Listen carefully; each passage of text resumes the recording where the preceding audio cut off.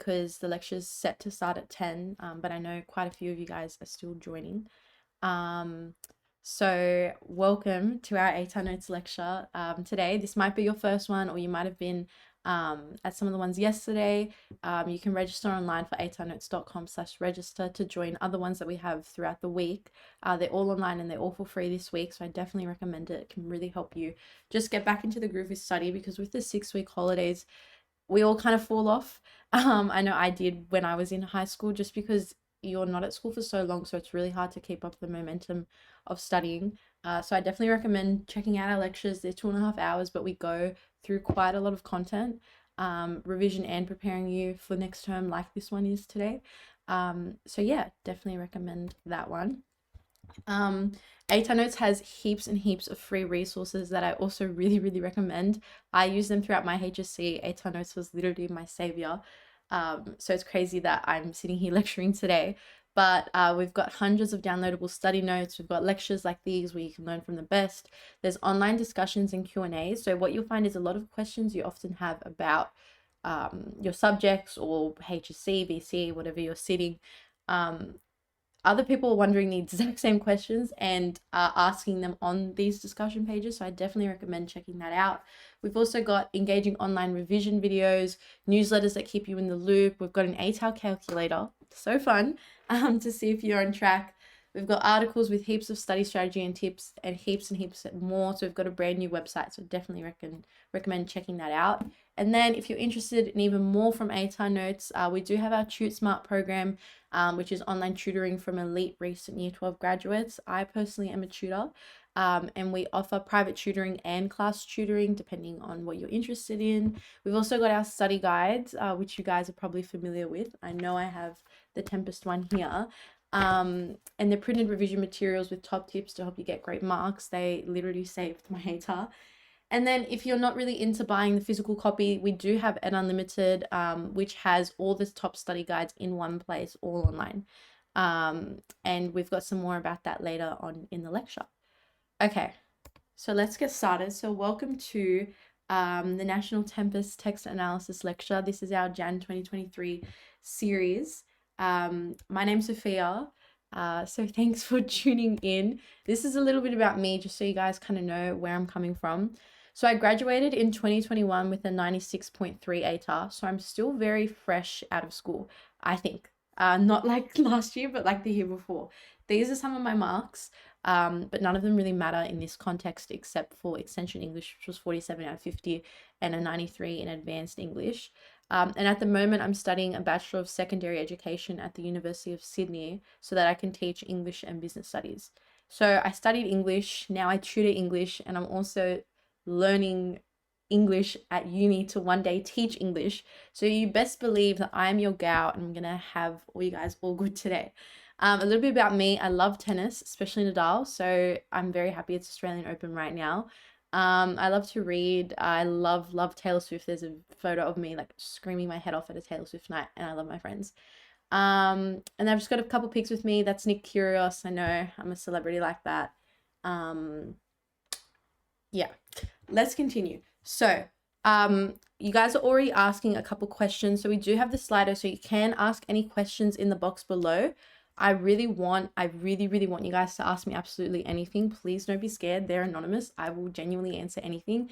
Even honestly, if it doesn't have to do with the Tempest or it doesn't have to do with English, if it's something about studying, if it's something about writing essays, if it's something about stress, mental health, I will answer anything. I am here for you guys. Someone's saying, why can't we access the slideshow? If you guys do go down to the resource button, you can click on that and download the slides. And then you can always come back to this page anytime after this lecture and come back to this recording. So someone just asked now, where can I download the slides for this stream? It's on the resource button. I'm just going to double check that for you guys. Yeah, you can find the slides in the resource section under the video. So I recommend that if you guys are looking to download the slides. But yeah, you can also come back to this recording. So I'm assuming that a lot of you guys haven't studied the Tempest yet.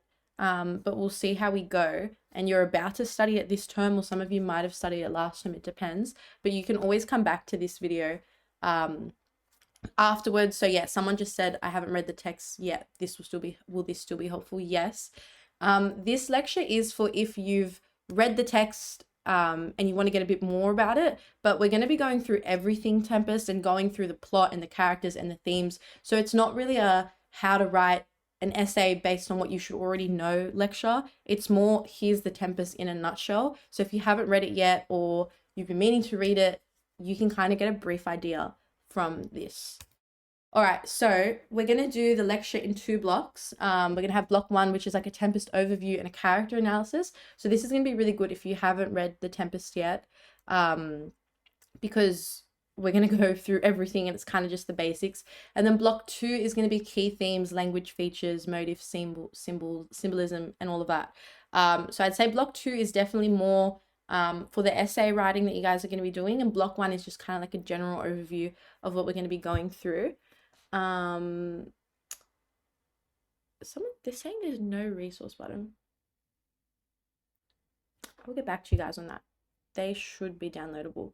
We're just going to do a couple questions too, because I know this is a national lecture. So I want to see where you guys are tuning in from, just so we can see what paper we're focusing on. Personally, I'm in New South Wales in Sydney. Yep. Okay. Well, this is interesting because I wanted to see where all of us are from, because if you're in New South Wales and you're doing the HSC, you're probably doing it with Hagseed. Okay, I just got a message from my manager, guys. The slides are up. Just refresh your pages and then the resource button should be there, so you can download these. Okay, all of us are from New South Wales so far. That is amazing. It is super hot in Sydney. It's like 36 degrees today. So I'm very excited that this lecture finishes at 12:30 so I can go and swim after. If someone wanted to try refreshing and then seeing the resource button, just because I don't want to go ahead and like you guys can't access these. Okay, but we've got Victoria as well. That's all good. But most of us are New South Wales. Interesting. Okay, thanks for voting, everyone. Okay. So most of you guys are seeing the HSC and then some of you are doing the VC. That is all good. Okay, we've got a couple more questions because I just want to get the vibe. How did you find term 1 of English? Like, did you find it all right? I'm pretty sure most of you, it depends on your school really, but you probably would have done Common Mod, which isn't the worst. I feel like Common Mod is super, super boring. Well, at least like from my experience, I found Common Mod so boring when I first studied it, but then you do Mod C and the other modules, and I found those a lot worse. So Common Mod ended up being my favorite. But it's good that we didn't find it too bad.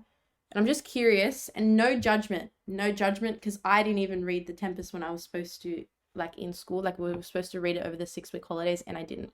So I'm not gonna judge any of you guys if you haven't read it over the holidays, but it's good that quite a few of you have. It's all good if we haven't, because that's what this lecture's for. It can catch you up on all of it. Okay, interesting. All right, I actually am surprised. I thought it would honestly be more swift. That is good. That's good that we're pretty half.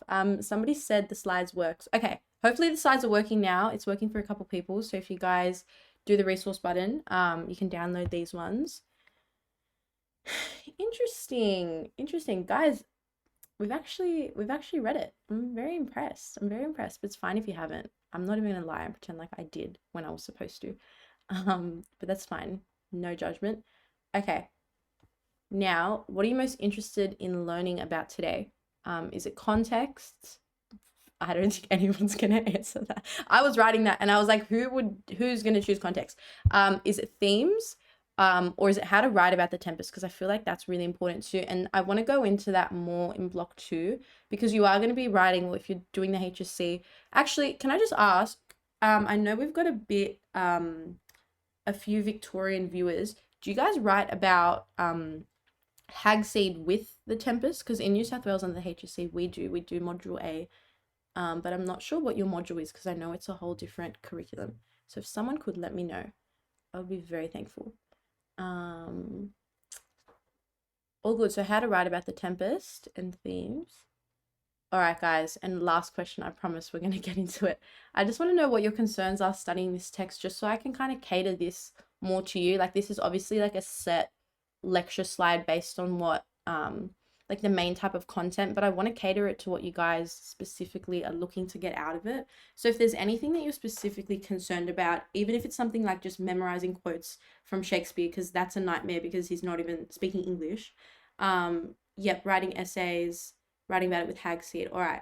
I just want to kind of get a vibe because this is a Tempest lecture, but if you guys are looking to link it with Hagseed, then towards the end, we can definitely go into that too.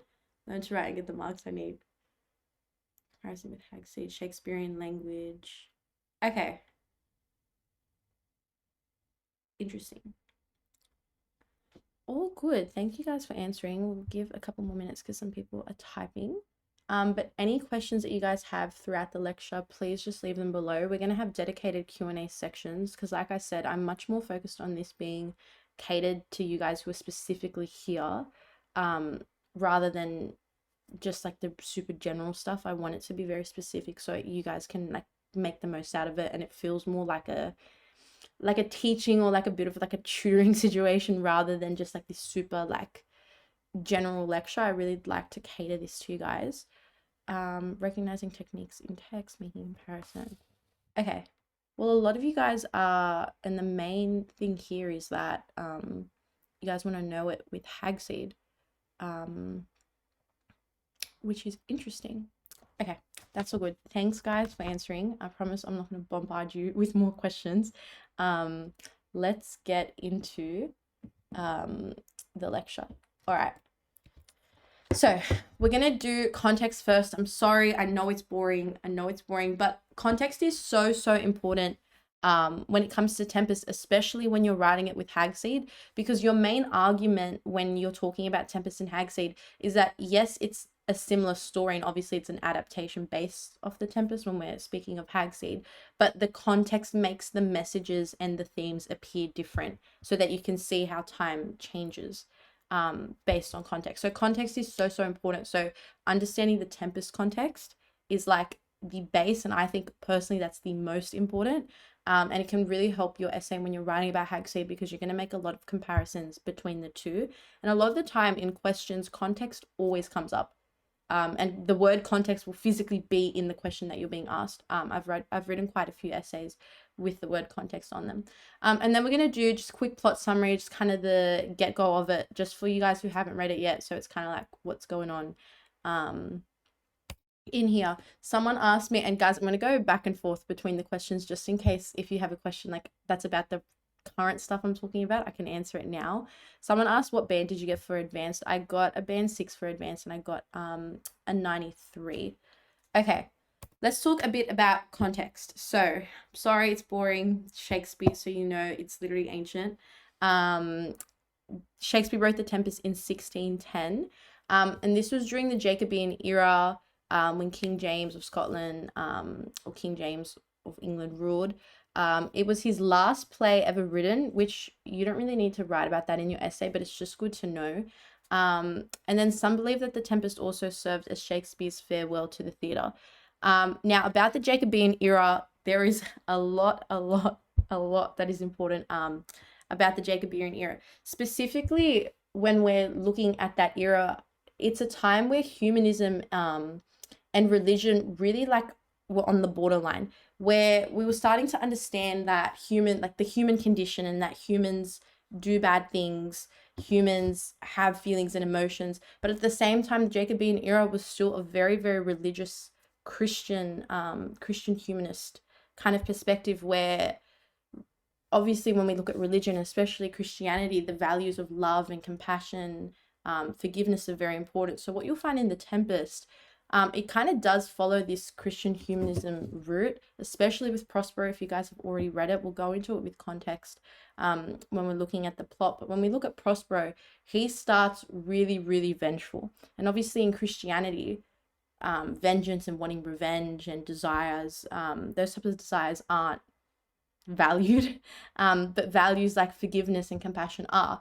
But he has this progression where with time he learns that the vengeance isn't really worth it, and he chooses a route of forgiveness instead, and kind of has this own type of redemption by the end. So it really follows that Christian humanist perspective, because he starts really human, and it's super valid that he's frustrated and wants revenge on his brother after what he did. But then with time, and especially as he watches Miranda, his daughter, fall in love, he learns the importance of love, he learns the importance of care and forgiveness, and then ends in a place of forgiveness and reconciliation. So it really follows the path, and that's why you can really bring in Christianity but humanism, and kind of like the divide between the two, if that makes sense. Some important stuff during the Jacobean era, they did have the divine right of kings, so absolute monarchy due to God-appointed power. So this again, and this God-appointed power is where religion really, really has an influence here. It's also the Western colonization. So the play is thought to have been inspired by this letter about a shipwreck during a voyage to Virginia. And there's also elements of superstition that we see with Ariel. So it's the belief in magic and witchcraft. Another thing, guys, and what always comes up, I personally wrote about it, and I really recommend writing about it in HSC if you're doing Tempest and Hagseed, is post-colonialism. We'll go into it a bit more detail a bit later. But Caliban is a representation of like the savage migrants of the time and how they were viewed upon. And you can really compare that to the prisoners in Hagseed. So I'm not actually sure if any of you have read Hagseed. If you have, can you leave it in the questions? Because I'm very proud of you for doing both. I couldn't do either. But they're really good to compare the two. All right, let's do a bit of a plot summary. So basically, if you haven't read it yet, bit of a nutshell here. So Prospero is the Duke of Milan, and he's our protagonist here. He's usurped by his brother Antonio, King Alonso, and Sebastian, who's King Alonso's brother. So usurped is to have one's position seized from them. So then Prospero and his daughter Miranda are sent to sea, and they get shipwrecked on this wild island. Then you fast forward 12 years later. So there's like this massive jump. And then Prospero basically gets his revenge, and he shipwrecks Antonio with a tempest.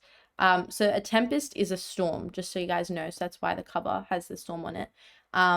When his ship comes close by with help from his enslaved magical spirit, Ariel. So Ariel is like this slave. Guys, a lot of you guys have read Hagseed. I'm so impressed. I love Hagseed. Guys, this makes me really happy. You guys are on top of it.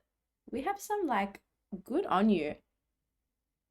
Okay, and if you guys are answering that, can you tell me if you liked Hagseed or Tempest more? And Hagseed is the only right answer.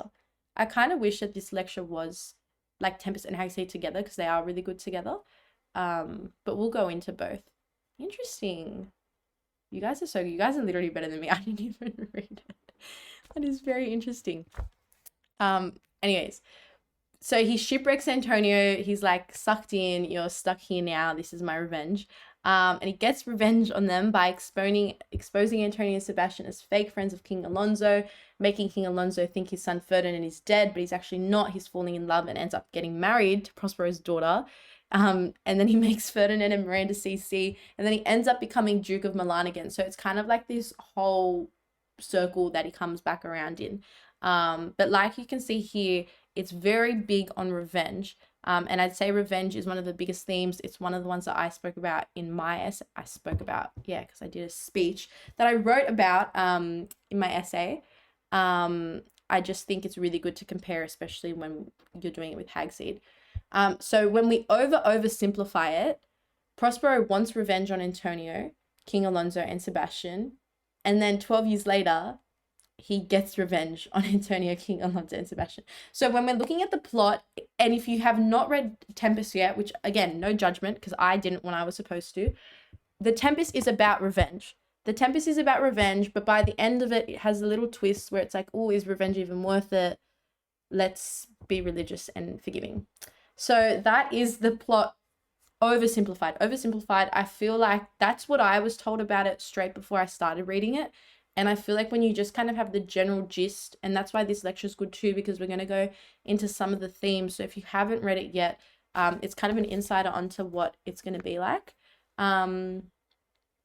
Someone said, am I the only one who hasn't read Hagseed or Tempest? You definitely aren't. I'm being really serious that I didn't read them when I was supposed to. But a lot of you guys prefer Hagseed. I love that we're Hagseed lovers in this house. I love that for us. Hagseed, yeah. Sorry, it's not that I don't like the Tempest. The Tempest is good, but I feel like the Tempest, I didn't like the Tempest when I read it alone. I liked it better when I had read Hagseed. I feel like reading Hagseed makes you understand the Tempest better. Probably because Hagseed was written in 2016, so it's actually understandable. Compared to Shakespeare's language and whatever he's speaking. But that's most of the plot simplified. Obviously we can go really into detail with the plot, but I feel like I don't want to bombard you with this type of information, because in the plot, and this is what's so important and something I really want to stress about English, the plot isn't that important. The plot is literally your explanation, but it's nothing. I don't want you guys writing about the plot in your essays. A lot of the feedback that my teachers were giving all of us when we were at school was that it's just like we're rewriting the text, and it's so easy to do. But when you get too involved with the plot and what's happening, it's just kind of useless, because it's not, when you're doing an English essay, it's not what's happening, it's why it's happening and what that's showing. And I sound like the biggest English teacher right now, and it's really annoying, but it's got nothing to do with the plot. Like, the plot is really just your kind of context. Like, when you put a quote in, you can maybe put a sentence before it about like where that quote comes in from, and that would be where you'd write about the plot. But where else are you going to write about it? It's kind of just like your backup. But all your evidence is going to come from your quotes, and it's going to come from your analysis of what of why this is happening, what it's showing, and the message that the author is communicating through it. So the plot, really, I never was very big on memorizing the plot and having like a whole plot summary of like what happens in each act, in each scene. I can guarantee you that that's not what you need. If you have just the basis and you kind of have an idea, okay, this is the sequence of events, and then just link that to your quotes, that's all that really matters. And when we do look at essay writing, I'm going to really stress that. I'm going to really stress that. Someone said, what do you mean by making Ferdinand and Miranda CC? I'm pretty sure CC is cutest couple. Sorry, I shouldn't have put that in. CC's like cutest couple. So like they end up falling in love. Miranda finds her identity because before Ferdinand, the only men she ever knew was Prospero and Caliban.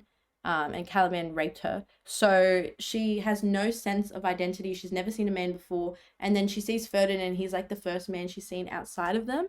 And she falls in love with him instantly. So, of course,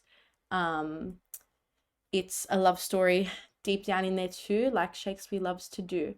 Okay, I'm just checking out the questions, but it's just all of us saying that we're Hagseed lovers in this house. But yeah, if you guys haven't started reading Tempest yet, definitely recommend trying to read it at the same time. I feel like if you can balance, it's a bit hard to do both, but even if you wanted to read Hagseed first and then read Tempest, I had a couple friends who did that said that was really good. But if you hate Tempest and you're struggling to push through, I promise you that when you read Hagseed, it'll all make a lot of sense. And I'm sure a lot of the people who've already read Hagseed and they've read both of them can say the same thing. Hagseed is a lot more applicable to us, but it helps you understand the messages better. Okay, let's do a character analysis. We're going to do a character diagram and then look at the characters just to kind of get a scope. I feel like when we look at the themes, you can see the themes come alive in the characters, but there's obviously specific ones that are more important than the others that you're going to be writing about. In my essay, it's hard because this is a Tempest lecture, but in HSC, you write about Tempest and Hagseed, so you don't have time to go into every single character. So the only characters I spoke about were Prospero, Miranda, Ariel, Caliban, and then I had brought up Ferdinand and Alonso, but that was it. I didn't bring up Sebastian. The other characters were just kind of it depends on what argument you're going in on. Someone just asked who's Caliban, but that's what we're going to be going through now. So let's look at the character map. Okay, this is so fun. So let's start Prospero, because he's our protagonist. Prospero's daughter is Miranda. His brother is Antonio, who betrays him with Sebastian and King Alonso. Prospero enslaves Caliban and Ariel. Then there's Stefano, Trinculo, Gonzalo, and then King Alonso and Ferdinand. So when we're looking at this character map now, I'd say these four on the left-hand side, so Prospero, Miranda, Ariel, Caliban, most important, just because the themes come most alive through them, especially when we're looking at magic, illusion, and reality for Ariel, when you're looking at revenge and imprisonment for Caliban and Prospero, when you're looking at identity for Miranda, especially if you choose to do a more feminist argument, if you wanted to compare Miranda and Ghost Miranda in Hagseed, depends what you're going with. Miranda comes into. So I'm not saying the other characters aren't important, of course, for the sake of the story they are. But those four are like, let's say, core four in this text. Someone said we're Hag House. That is so funny. I love that. I wish I could pin that. Actually, I can star it. I'm putting that one at the top. It's a star. And someone said, I've read one act of the Tempest and then a couple pages of Hagseed helped me to finish Tempest quicker, and read Hagseed slowly allowed me to understand more. Okay, that is such great insight. Thank you for that, whoever that was. So reading Tempest and Hagseed together did prove well for them, and helps you understand it more. So yeah, Shakespeare is really, really hard to read. If you haven't read Tempest yet, my recommendation and my trick is what's it called? It's No Fear Shakespeare, and you guys have probably heard of it, where it's one page is the actual Shakespeare text, and then the other page is like simplified English. I'm not the type of person who's gonna sit here like, yeah, I got this great ATAR and I'm so smart and I'm better than everyone, because I wasn't. Like I said, I didn't read Tempest when I was supposed to. I didn't even properly read the Tempest because I read the No Fear version. But if you are really struggling with Shakespeare language, read No Fear. I really, really recommend it. I did the same in Extension English, and it really helped me. It's just, I'm sure you can find them online, but I bought the physical books. But it's just super helpful because Shakespeare's language is super hard to understand. The plot has like these deep ideas going on, and it's even harder to understand when you have no clue what the words mean. So if you haven't read Tempest yet, or if you read it and you're not 100% with it, I'm sure you can find the No Fear. You can just search Tempest No Fear version online, and they should have some great options for you. But I really, really recommend it because really helps out. I don't want to sit here and be fake and act all superior because I, downloaded free notes, used HSC. I am one of all of you. And it's good that one of you said that your teacher recommended that to your class, and I really respect that, because I just feel like forcing 17 and 18 and sometimes even 16-year-olds to understand Shakespeare's language in the HSC is insane. I think it's a bit insane, personally. Very opinionated about this. So yeah, if you are struggling with it, 100% go to No Fear. It just simplifies it so well. It's really simple English. It feels like baby language sometimes because it's just like when you compare it page to page, but it really, really helps. Someone said, yeah, use No Fear Shakespeare, so much easier to understand, and then just take key quotes from the Shakespeare half. 100%. That's what I did. I can't tell you the Shakespeare Tempest version, but I can tell you the quotes that I used. So what you can do is you can read it fully in No Fear, and then when you see a quote that you like, you can take it from Shakespeare's version. So good. And I'm glad to see that some of you guys already use No Fear, but if you haven't heard of it, or you are struggling, 100%. Even if you're not struggling, just make it easier for yourself and choose No Fear. All right, let's do a character analysis.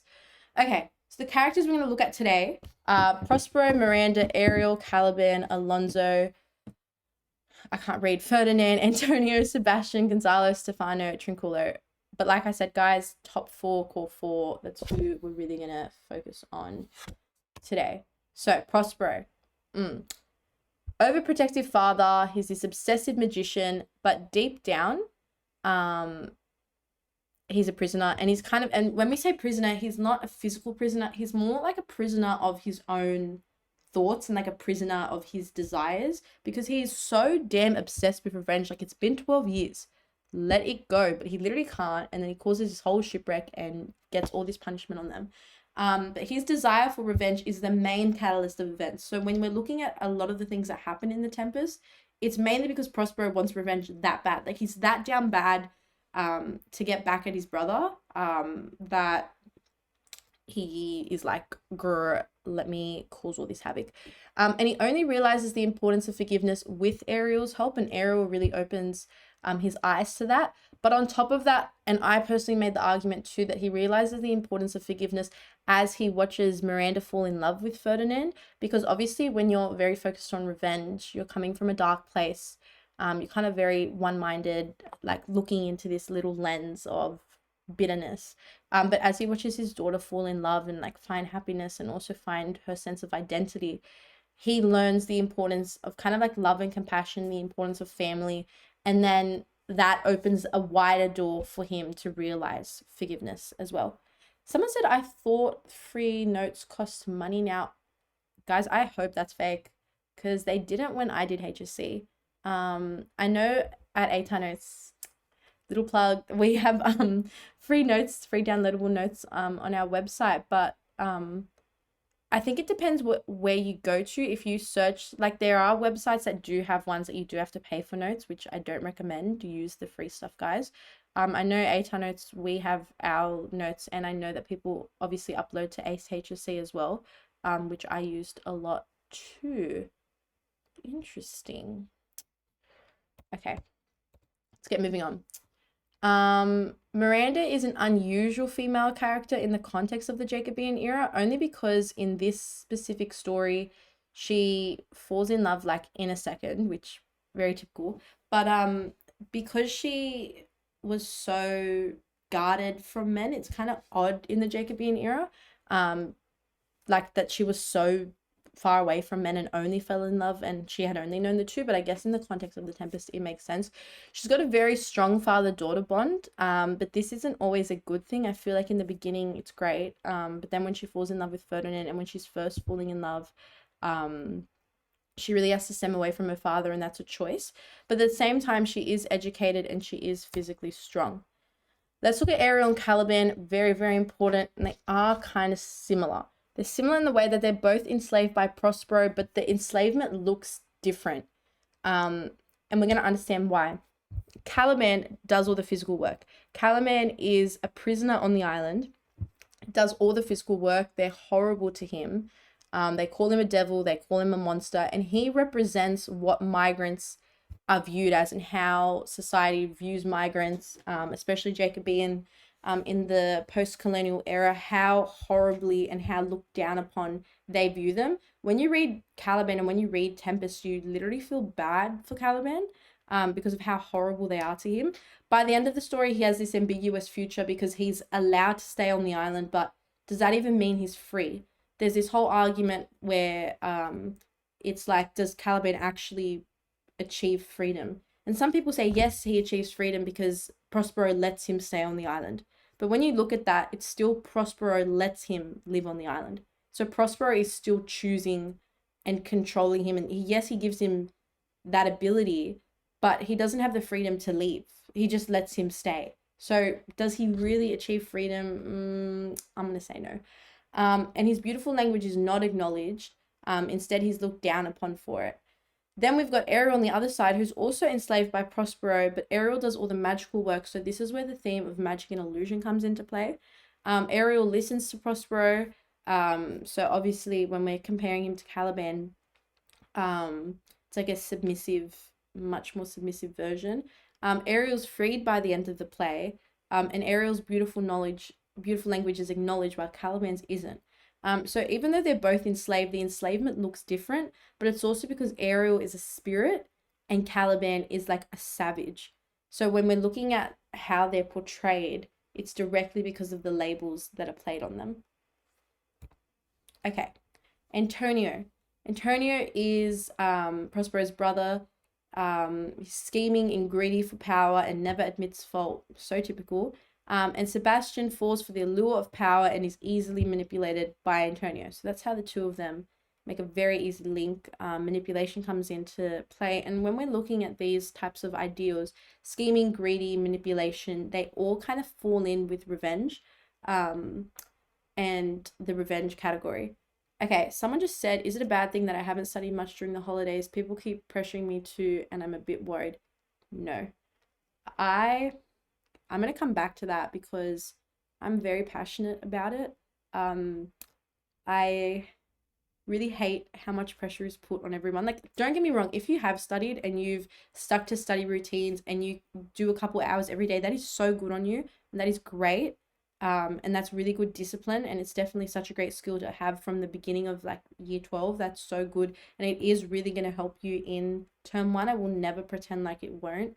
But I also feel like when you're being pressured to and you feel bad for not studying, it just sets you in a mindset where you haven't even like gone into the new year and like the new term, and you already feel like at a deficit and you already feel like you're behind, and mentally that's not good for you.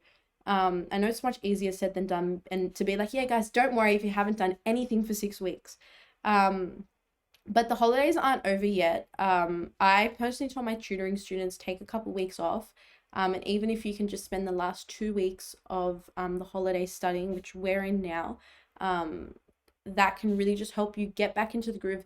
My recommendation is, if you haven't studied yet, just start now. It doesn't have to be, okay, 8-hour study day. I'm waking up at 6 a.m. I'm going to do 2 hours of math and I'm going to do 3 hours of English. I'm going to sit a whole past paper. Doesn't have to be that extreme. You can just do an hour or 2 a day, read the Tempest, read Hagseed. Studying can look different ways. I think if you guys haven't started yet, it's completely fine because you do have a bit more time before we get going with the new term. But if you are worried that you haven't started, start today. You guys even showing up for this lecture already tells me enough that like there is no worry. Because you're still ahead of people that literally have done nothing. You guys signed up to this lecture, you're learning, you're already kind of getting ahead because you're getting an idea of this text, and I'm sure quite a few of you have signed up for a couple of our other lectures. So please don't let people pressure you into that. I hate that, and hate that people like, I'm so much better, I've studied, I've done 8 hours of study. I had friends like that who like had the whole routine set up, and there's a lot of comparison that can happen there. But definitely tune into these lectures. They can really help you just kind of get ahead. And at like absolute max, I'd say as long as you start studying the week before you go back into school, only so that when you start like the new term, it's not, can we talk about this for 1 second? Sorry, I know I'm going off a bit. But you know how like when you're in like year 9 and year 10, like the first week of every term is just useless, especially like the first week of like the first year, like you do nothing. Like you just look at what you're going to do in class. I don't know, you do like a picture. Like the first couple of days are always really boring, and like there's no point of even going to school when you're in younger years. In year 12, like day 1, like you guys are back into it. Like they smash you back into work. So that's why I don't recommend doing nothing over the holidays. And I feel like at least if you have, like if you wanted to start studying next week and you still want a bit of a break, maybe you can just watch lectures this week, and then next week you start getting into some note taking and writing a couple practice paragraphs. I feel like that sets your mind in the mood where you're not going to get back into school and it's like, bam, here's all this homework, here's 5 assignments due in week 4. You're kind of already in the groove where you've got your mind going, you've got the syllabus, you've got all your content, like you're just kind of already ready for it. So that's my advice. Please do not feel bad if you haven't studied much these holidays. I promise, when I say like it's hard for me to be like and be honest, because I feel like a lot of people probably would think, yeah, I'm sure you're telling the truth. But when I'm being serious that I did not read Tempest, I am not going to lie, I planned out this whole study plan. And I remember making a doc with a table of what I'm going to do in the 6 weeks. And I had each week and how many hours I was going to do for each subject. And then I didn't start studying until I think the second week of Jan. So all of December and then the first week of January, I just didn't. And I still did fine, and I still picked up, and I had a nice break. So please don't feel pressured.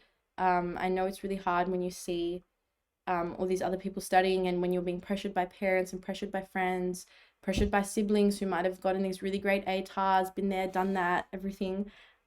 Just take care of yourself. Don't be too hard, and be proud of yourself that you guys are here. you guys showing up for the lecture and signing up for it says so much. And I'm proud of you all. Sorry, that is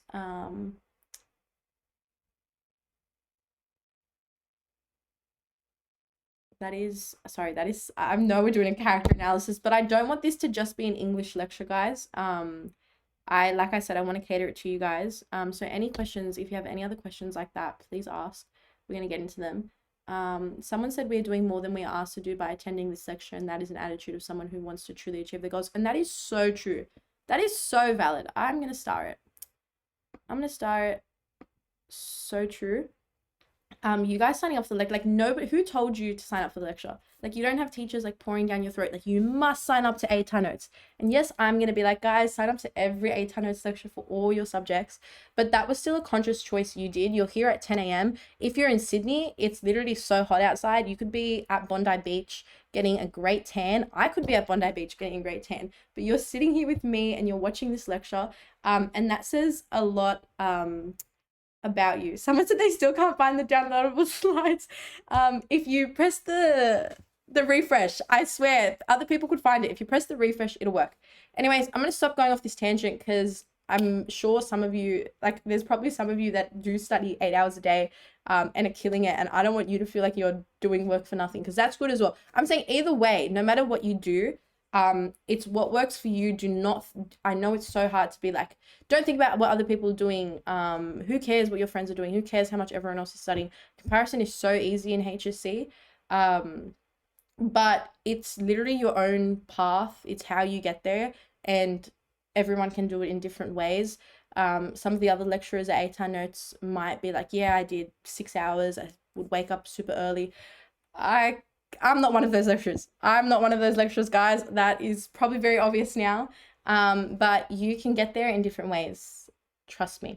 All right, let's get moving on with character analysis. There's Alonzo, who shows kind of true character development.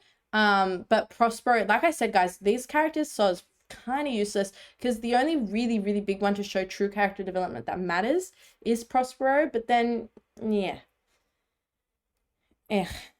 Ferdinand, his marriage with Miranda completes the restoration of order, and it's like true love or machinations, but I'd say they're true love. I reckon they're cutest couple. I ship it. I love reading love stories. Any girls in here, any guys as well, if anyone's read any Colleen Hoover, I know she's controversial, people say she's not good writing, but I'm a sucker for love stories, so you best believe I am a lover. And I love Twilight. I should have put that in my about me, but I'm a sucker for love stories, especially bad love stories. So you best believe that Miranda and Ferdinand got me going. And then Gonzalo is an honest good lord who had helped Prospero 12 years prior, and he's the voice of good and reason. Now again, if you haven't read Tempest, these characters kind of just in the background. The main ones are the core four. Can I stop repeating myself a million times? And then there's Stefano and Trinculo, who are the fools of the play. They offer comedic relief because Shakespeare's so funny like that. And their relationship with Caliban serves interesting insights into Caliban's character. All good. Now this comes the important block, which is the most important stuff, key themes and language features. But this is heavy. This is where we're really going to get into it. And I see a couple of questions being asked, so let's stop for 1 sec and look at these. Oh my god, someone said Atlas and Lily. Guys, let's not do it. We're gonna change this into it starts with us, it ends with us lecture instead. I vote that they put it ends with us in the HSC curriculum. Someone said you are so real, and I love these qualities. Somebody said so many year 8 and 9 kids love her books. Guys, I'm 19. I'm 19. I know so many like young kids read, but like how some of the chapters are a bit steamy. I don't know how these 14-year-olds are carrying around these books. I was not reading these things. Someone said Colleen Hoover, girl, she's the best. Guys, I love this lecture. You guys are great. Okay. Someone said it's important to take a break. Have a studying that is necessary to preach. When I was doing my HSC, look, if it was too late and I was tired, you have to make the decision. Are you going to push yourself to like breaking point, or are you just going to go to bed? And a lot of the times, at first, I'm not gonna lie, and I'm gonna do a bit of a story time on myself. When I was in year 9 to year 11, I was a psychopath. I was genuinely very, very big on perfectionism. I was one of those. Like, I talk about like the 6 a.m., like wake up, like 8 hour study grind, like plan out your study. I chose my subjects for year 12 in year 9, and I would like go to the library and read like the textbook so I could get an idea of what the curriculum was like what in the syllabus was like. Don't ask me what 15-year-old me was so concerned about. But I was very, very stressed on marks. I would cry at like 1 or 2 marks off at marks. This isn't me like flexing that. Like, this is not something I'm proud of, and it's something that I overcame, that I am very proud of myself for overcoming. But I was very always stressed with school. I took school so seriously. I don't want to sit here flexing, but year 11 I came first in all of my subjects except for math. I'm really bad at math. Let's not talk about math.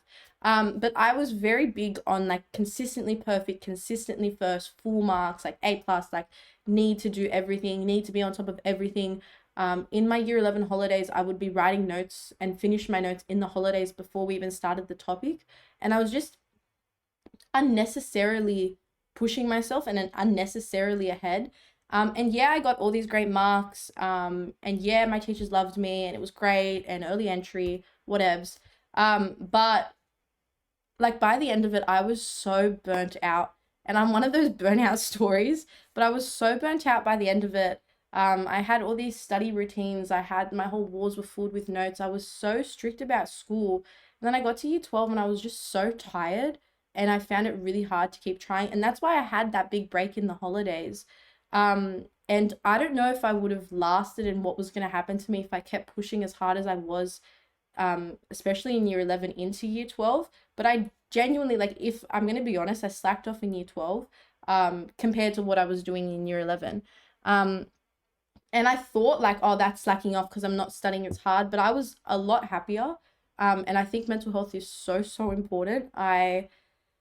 And that's why I talk about it so openly, because I was on the other end and I came to a much nicer spectrum. And even with uni now, I'm not, marks don't really stress me. I'm just trying my best and my best is my best. So if my best is a credit in one subject, then that's my best. Or if I just passed, then that's my best.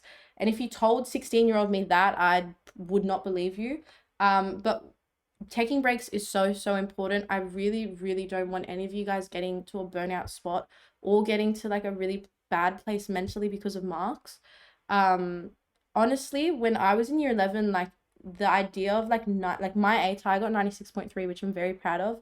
But year 11 me was so big on like what ATAR I'm gonna get and how high it needs to be, and so fixated on marks that probably wouldn't have looked as good as it feels now. But it's because I really lessened the pressure on myself. So I feel like you can get a lot of pressure outwards, and everyone's always talking about pressure from your friends or pressure from your siblings, pressure from your parents, pressure from your teachers. But pressure on yourself is so, so important as well. Um, but I think lessening that for yourself, it's scary to do because you think, oh, what if I'm not going to end up well? What if I don't pressure myself? Am I going to be lazy? Am I going to be undisciplined? It's good to lessen the pressure. I'm not saying stop studying altogether. But if you are in a position or anything that I'm saying is resonating with you about perfectionism, it is so real. A lot of my teachers, towards the end of year 11, were really happy with my marks, but they would tell me to calm down because I would spend my lunchtime studying and I wouldn't be with my friends. I was missing out on things. And I really don't recommend that for any of you guys. So if you are in that case, or you are already starting to stress and really feel those kind of perfectionist desires, don't really recommend it. Someone said literally me. But yeah, when I say, like, I talk a lot and you'll hear me all the time, and in this lecture you probably already have, where I'm like, yeah, 8 hour study days, setting the routine, got my study playlist and my classical music, and I'm studying, watching all these study ATAR videos, watching on ATAR calculator every second. That was literally me. And then by year 12, I really lessened the pressure, and ended up really great from it. And mentally was in a better place and could really stop and be proud of my achievements. Because when I was pushing for full marks all the time, you get there and it doesn't even feel that great because you had to exert so much energy to even get there. So when it comes to studying and when it comes to being real, I'm very big on taking breaks. I'm very big on mental health because I honestly don't think any of this is worth losing your mental health for and like falling into a really dark place. I think doing well and getting into the course you want is important. But I still think how you are doing mentally is so, so much important. Um, so when it comes to like how much I studied, when I was in year 11, I would study like as soon as I got home, and then I'd be studying until at least 11 o'clock, and I wouldn't take breaks, and I'd have flashcards with me at dinner. Like I was really like really on it at 17. And then I wasn't like that in year 12 at all. At all. And I'd honestly nap after school a lot of the time, and then I'd study for a couple hours at night, and I would just kind of pace myself, and I'd study smarter, not harder. I know everyone says it. But instead of just like writing a million notes, I'd do a practice essay and then go get some feedback on it. Or I'd like practice my flashcards actively instead of just writing and making pretty notes. I think there's different ways you can study, and we can go into that in some more of the questions. But with less pressure on myself, I prioritized sleep. It was important to me. So even if I did sleep late, I'd have a nap after school because school tired me out so bad. Like I would get home, would sit on like TikTok for a bit and then nap. I'd be nap and then I'd go eat dinner, have a shower. I'd kind of feel refreshed and just kind of away from school, because I feel like when I was in my younger years and really pressuring myself, I feel like if you get home from school at 4 and then you start studying at 4:30, like there's not much of a break between the 6 hours of education you just did. So I don't know, personally for me, I feel like I studied better at night, and it could just kind of give me a break away from school. So it wasn't like, here's 6 hours of study, let's go home, and half an hour later, bam, here's all this study. So if you are feeling like a bit tired or a bit burnt out, or you're looking to lessen pressure on yourself, I think just taking like at least an hour to 2 hours after school as a break. And I know that might sound crazy because a lot of people are like, no, you 6 hours of study a day. But I'd say 2 to 3. 2 to 3 is pretty solid. It's what you do in those 2 to 3 hours. I can spend 6 hours studying and get out all my pastel highlighters, got them right here from back in the day, and decorate them all and make a TikTok aesthetic video of all my study notes and just copy and play music. That can take me 6 hours. Or I can do a practice essay in 1 hour, and that 1 hour is more effective than that 6 hours of study. So everyone always asks, how many hours did you do? How many hours did you do? And I used to ask that question. I used to go to 8 Notes lectures and I'd be like, how many hours should I be studying? Because that's always kind of in your head, and it's like, am I doing enough? Am I not doing enough? But I'd say 2 to 3 hours a day. If you were doing the right things, 2 to 3 hours on a weekday is great. If you can hit 4, I at my max would probably do 5, and that was closer to HSC. But 2 to 3, if I could push it, 4 was good for me, just to kind of get into it. But on a quieter day, I just do 2. And honestly, if you're not feeling in the mood to study, just write some notes.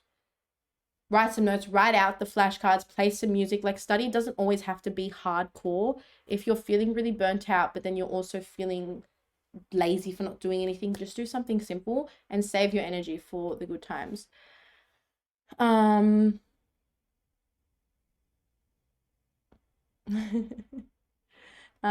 says, when you say a lesson that pressure in year 12, what did you do differently? What did your days look like? I feel like napping, so bad. Sleeping after school, just taking more of a break, was like a big thing for me, and just lessening like the need for a routine. I was very big on like, especially like in year 11, I would have like tables of like my week, and like I would have like 6 p.m, 7 p.m, 8 p.m, like what I'm going to do every single hour, and all these like massive to-do lists. And then when I got into year 12, I was kind of like, all right, I've got this essay due, and I've got like a math test, so I'll spend an hour tonight on the essay and writing out some practice paragraphs, and then I'll do a practice paper after. And then it just didn't feel as strict on the routine. I feel caught out with the pastel highlighters and music. Of course you do. Of course you do, because we've all been there. We've all been there with the music. I used to study to rain music, had all my study Spotify playlists. I was there on the Rory Gilmore era. I was trying to manifest it, but you can only go so far. Someone said, do you recommend studying over the weekend? Yes. I think studying over the weekend is even better than studying during the week, only because during the week, like, everyone forgets you're at school for 6 hours every day. And I know you have lunch and whatever, but you're still like, you're doing work at school. Everyone's so big on study, study, study. You're still doing work at school. So I feel like if anything, you should study more over the weekend and less during the week, personally. But at the same time, still have plans on your weekends, still go out, live, laugh, love, YOLO. I am like talking so much. Maybe I should do this lecture on the Tempest, guys. Someone said I love maths. That's good. I wish I could, but there's a reason I'm not teaching maths when I'm a teacher. Is there always a way to get into a uni course? Yes, guys. I'm not on a lying spree today. I'm being dead ass honest. There's always a way to get into uni. And there's always a way to do anything. Don't think that because you got some sort of mark, you have to do a certain course or you're expected. I know, like, it's so typical, but like law medicine, like if you're doing really well at school, it's like law medicine. That's just kind of like one way, but you can seriously do whatever you live, laugh, love. Someone said I do 1 to 2 hours of studying in the afternoon, including work, and my parents always tell me to do more practice questions and exams. Should I do more exams and practice? Guys, at this point, doing exams, like especially this early in year 12, kind of doesn't make much sense, because it's better to do practice exams when you can do them, like when you can do them in full. I'd say like practice, like writing an essay different on like a specific text, like if you just did the Crucible and you're finished Common Mod, great, do that. But how are you going to sit like a whole English Advanced paper 2 when you haven't studied Mod A, B, C yet? So don't, like, when everyone says like do past papers, past papers are much more towards term 3 and when you're, and like term 4 and when you're finished up the content. Someone said cries in 7-hour school day. Gosh, 7 hours. Did you have to manage any distractions? If so, what did you do? Depends what we're talking about by distractions. Can you specify what distractions? Do you recommend starting with calm noises or natural home noises, family talking and pets? See, I can't do natural home noises. I would scream at my family. I was like, leave me alone. I got the Sony noise cancelling and they were on. I could not. Family noises, stop talking. I'm in my world. I liked studying to like really sad songs. Like, I don't know what it is. Like, it really gets me going. Like, if you see my study playlist, especially my one from year 12, it is like depressing. Like, you would think she just went through some major heartbreak, because so sad. And like Olivia Rodrigo's album came out at the beginning of year 12, so I was like jamming to Driver's License, like really getting into my notes. But calm noises as well, I found rain super helpful, and like piano, classical, you just kind of get into the vibe. It's kind of like you're in this different world and you can kind of disassociate and just focus so heavily on what you're doing and get away from all the distractions. If only I had you in year 11, I could have really done with his advice. Feels so nice when teachers say you're doing. Okay, that is so true. Academic validation feels so good, and it's so nice when teachers say you're doing well and when they're proud of you. But as important as it is, I feel like feeling validated yourself is so much important. And I had all this validation coming from my teachers, because I was getting all these marks and I was trying so hard and really pushing myself. But at the end of the day, I wasn't proud of myself. I'd get a great mark and I'd just be like, okay. Like, it wouldn't be like, yay, because you just pressure yourself so much and you're so fixated on the outcome that when it finally gets there, you don't really celebrate it. So yes, academic validation, don't get me started, feels so good. But you want to feel validated yourself. Guys, I feel like I'm turning this into a therapy session. Someone said sad Taylor Swift. You best believe Taylor Swift is all of them. And then I'll just do one more. Is year 12 or uni harder? Year 12. Not gonna lie. Well, guys, I'm doing teaching. So it's kind of like I'm reliving year 12 forever, because I'm going to teach HSC subjects too. So it's kind of like I'm reliving school forever. But in terms of like the way uni works, uni is so much easier. Realistically, if you didn't really want to, I'm not going to promote this and be like, guys, don't study at uni. But all your marks are based off the assessments. A lot of the lectures for a lot of different degrees, you don't actually have to go to. They're just recorded. So uni is just a lot more flexible and you kind of fit it into your own time. Sometimes, like, I literally forget that I go to uni because it's so flexible and I just do it on certain days. It's not like 5 days a week for me. it really depends on your course. But I found year 12 harder just because it's like constant and it's all this homework. You don't really get, I don't know, for UC teaching, we don't really get homework. You just get the assessments. And I know a lot of my friends don't get homework. You just get the assessments, and we'll have like maybe 3 assessments and then an exam, or like 2 assessments and an exam. And the assessments weigh a lot. So you'll get like a 40%, a 30%, a 30%, like you'll get different tasks, but they're all that you're marked on. Participation isn't marked on everything. Okay, guys, I feel so bad because probably a lot of you that actually want to learn about the Tempest, and I'm going on this therapeutic road. So really sorry.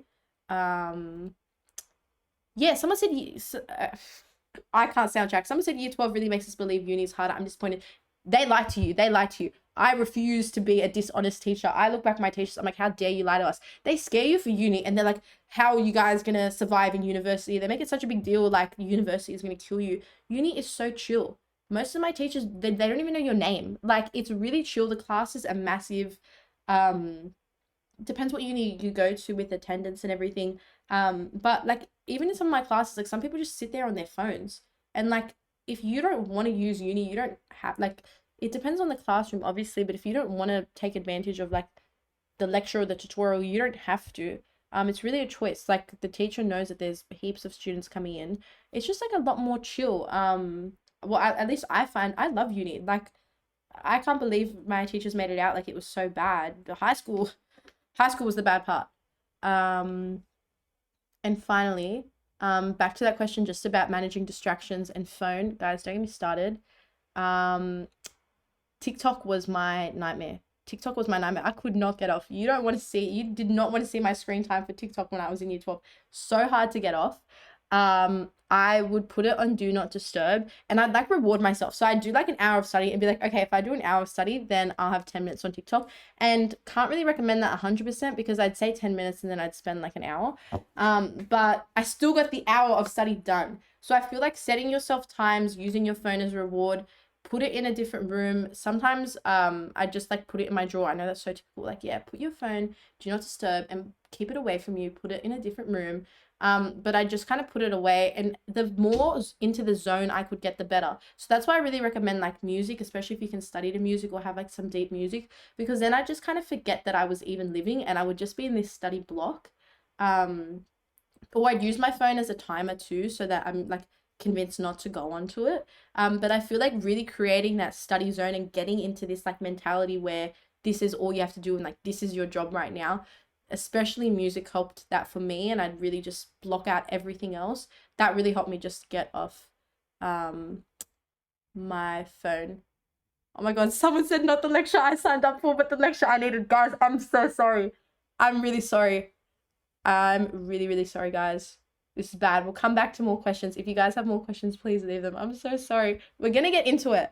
And guys, the slides are downloadable, so you can just listen to this audio when you need a pep talk, and then watch the slides when you need work.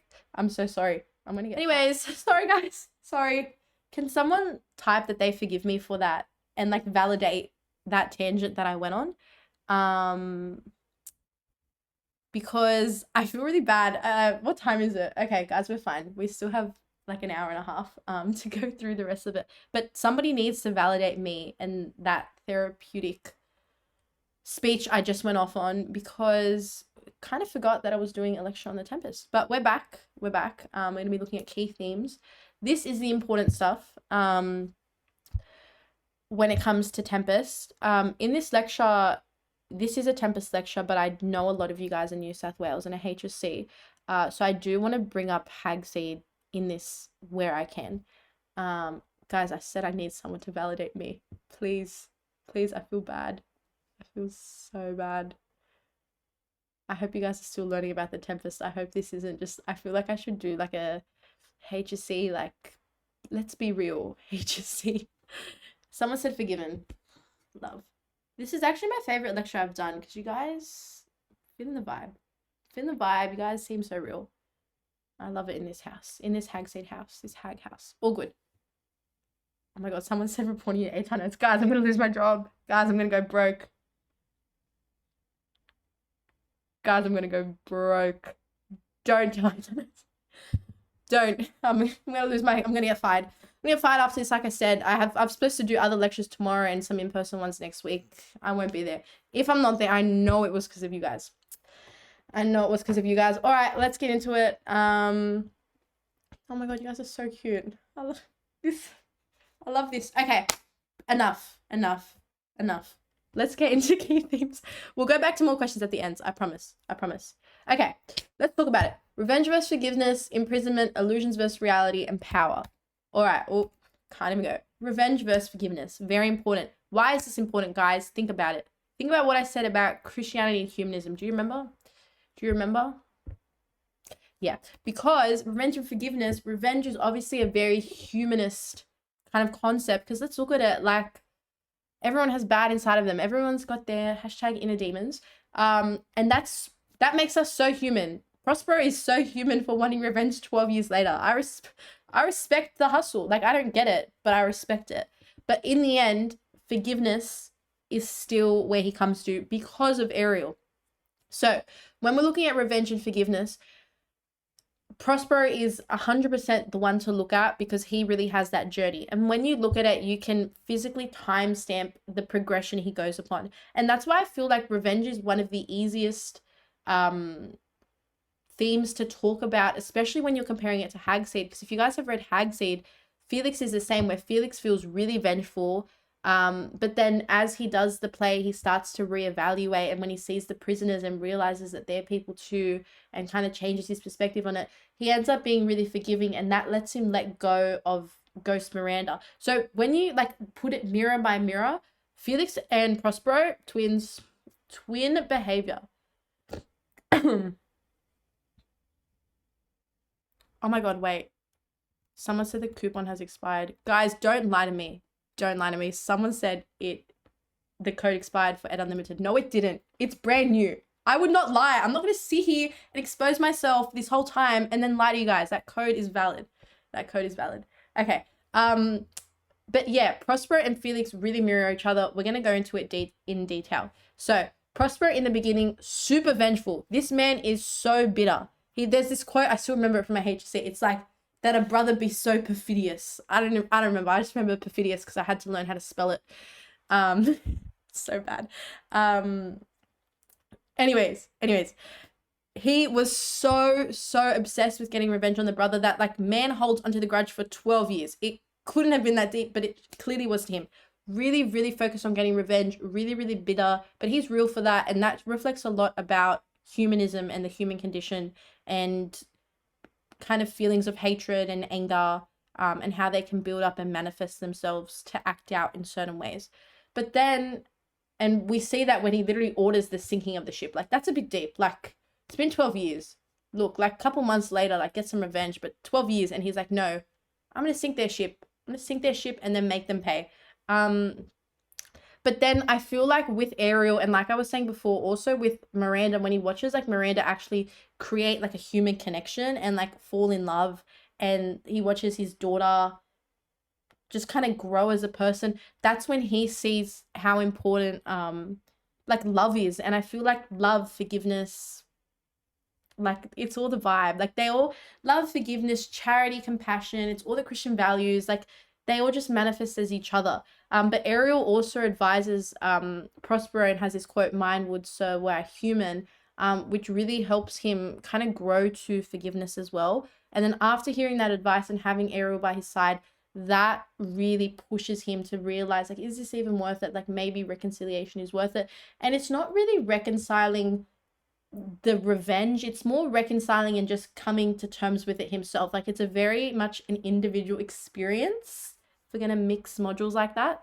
But Prospero starts so fixated on revenge, and by the end learns that forgiveness and reconciliation is more worthwhile.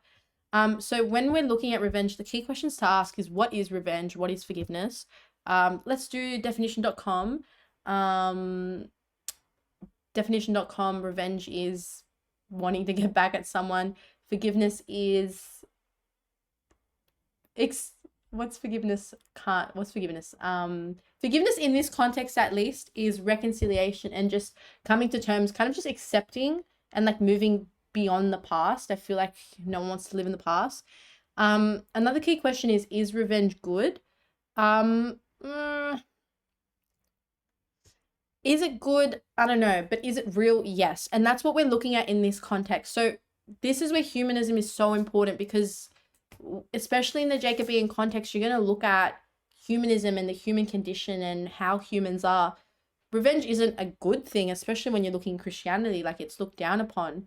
But then it is a very human thing. It's a very real thing. And he's valid for that. He's valid for that. And does Prospero truly forgive his enemies? To a certain extent. Does he forgive Caliban? Oh, can't answer that one. But let me tell you guys more about Hagseed and how you're going to link revenge and forgiveness.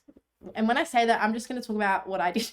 So for revenge, it's kind of the same sequence where Prospero starts really fixated. It's like 1, 2, 3. I'm going to simplify this as easily as I can. I obviously talk too much. So let me try my best to do this. It's 1, 2, 3. It's ABC.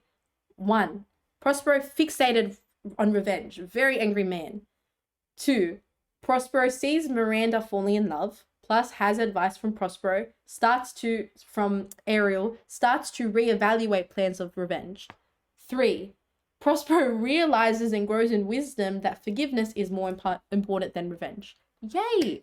So I just feel like in a simplified version, and then what I did and what you can do is have a quote or 2 quotes. I think I had 2 quotes for each of those phases.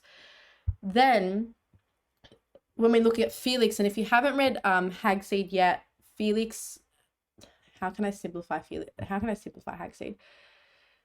Felix's daughter dies. He's really fixated on his job, and then his daughter dies, and he feels really guilty for that. And then throws together this whole play and hopes to get revenge on his old workers. But then is still haunted by the ghost of his daughter, because he's haunted from guilt because of how bad his fixation for revenge is.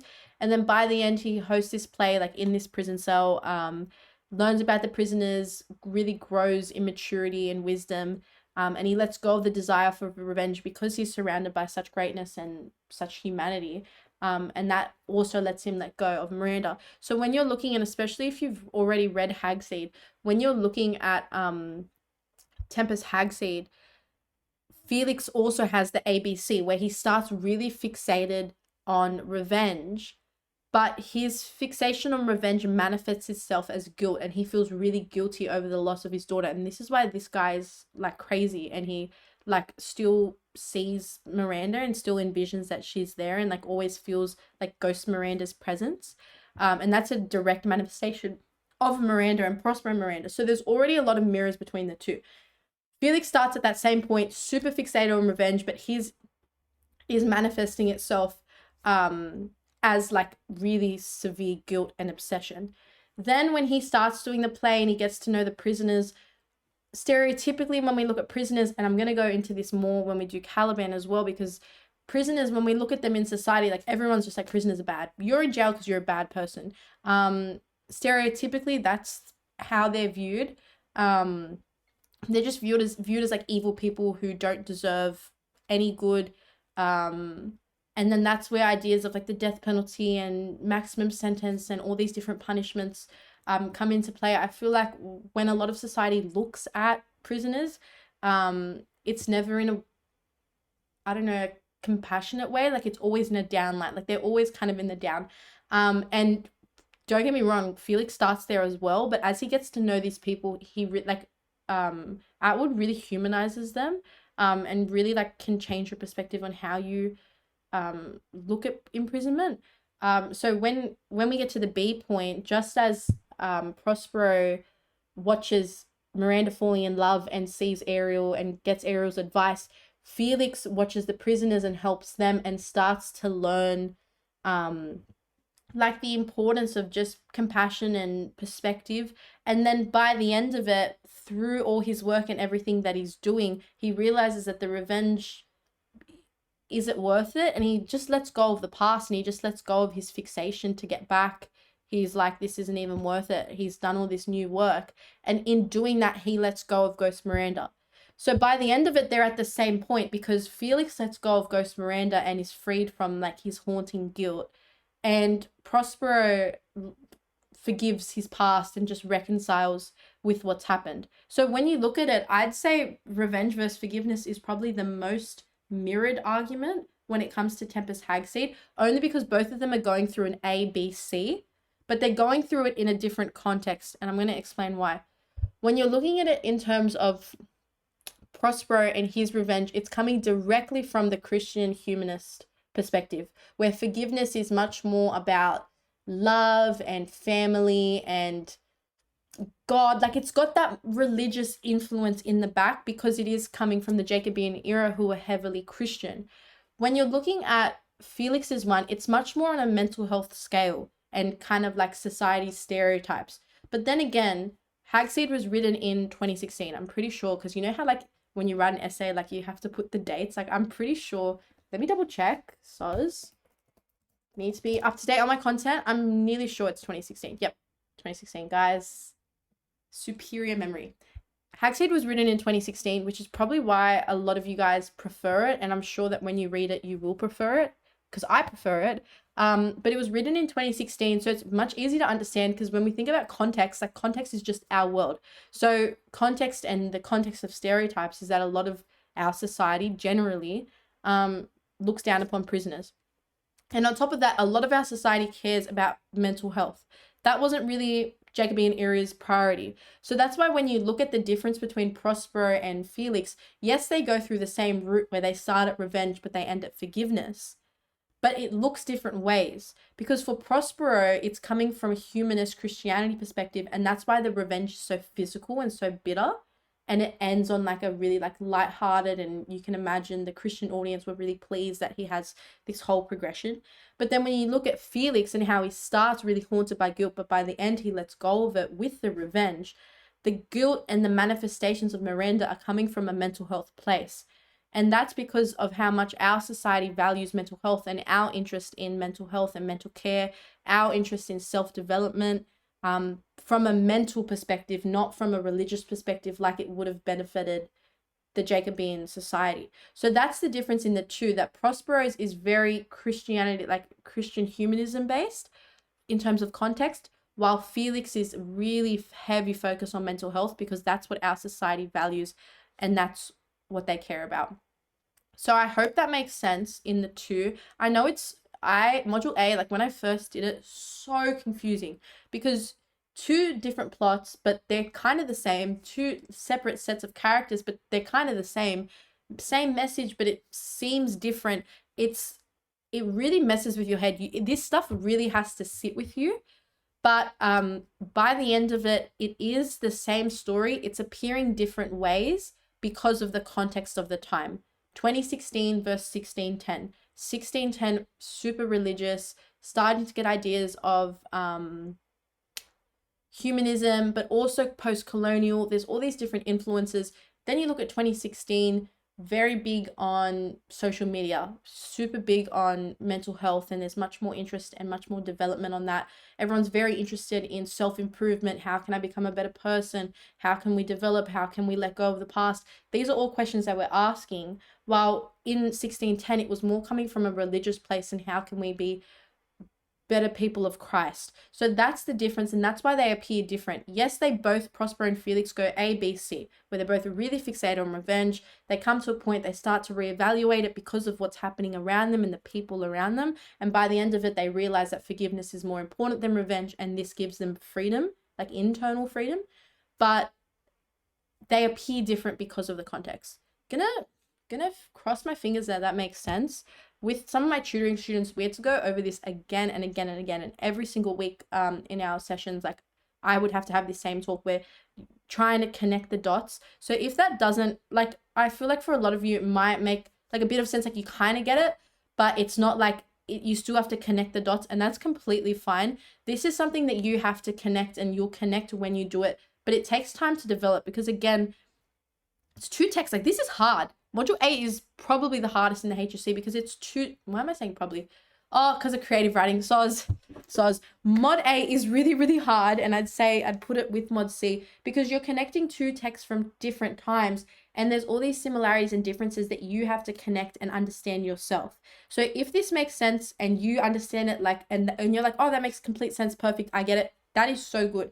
But I don't want you guys to be disheartened if that doesn't make 100% sense, or if it makes a bit, but like you still have to connect it, because this took me like weeks. This took me weeks, and I had to read it, and I had to keep listening and keep asking. And the more I spoke about it and the more I connected it, the more sense it makes. Now it makes so much sense to me. Like, I could talk about this forever, about the similarities and differences. I love those essay questions when it made sense, because there are a lot of similarities, but there are so many differences as well. But that's what makes them a mirror of each other. But realistically, each text, Tempest and Hagseed, are a mirror of their own time. So yeah, I'm gonna hope that makes sense. If anyone wants me to go over any of that again, please let me know. But seriously, I don't want you to be concerned if it's a bit confusing, because low-key is so confusing. It is so confusing. It is so confusing to compare two texts. Absolute no judgment. I'm not going to pretend like this is easy stuff. I feel like when you're just looking at Tempest, it's fine, because it's like, oh, he begins vengeful, he ends with forgiveness. But then when you add Hagseed into the mix, and that they go on the same path, but it appears different because they were written at different times, so they're therefore contextually inspired by different events. You mixing a bit too much in there, but it's fine. Anyways, that is Revenge and Forgiveness. I'm going to give you guys a quick little break so you can vote who your favorite character is so far in the poll button. I'm just interested to see, and if you have any questions about that, please just leave them. Revenge and Forgiveness is massive in Tempest, and I really recommend it. I recommend this and our next theme that we're going to look at more than anything else to write about. It's only because I did it, so it's obviously the best. I'm joking. I just think that when you're talking about Tempest Hagseed, these are the two topics, and Revenge and Forgiveness and then Imprisonment mirror each other the most, I believe. But let me know. I'll keep this question open, and then also if you guys wanted to type any questions about that.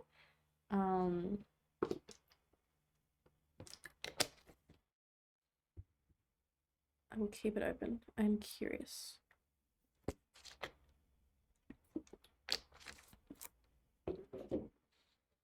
Someone said Ariel. I just like the name. I'm trying to think who my favorite character is. In Tempest, I'd say Miranda. Because she's just like me. She falls in love in a second. I'd say Miranda because I really like her development. Girl power. I like her development, and I like that she kind of becomes her own person. Someone said Felix. So true. Ferdinand, Ariel. I'm loving this, guys. All right, and guys, while we're waiting for some answers, if you guys can just leave, like, I don't really know how to ask. Like, okay, you know what? I'm going to create a poll specifically for it while we're here. Understanding of okay.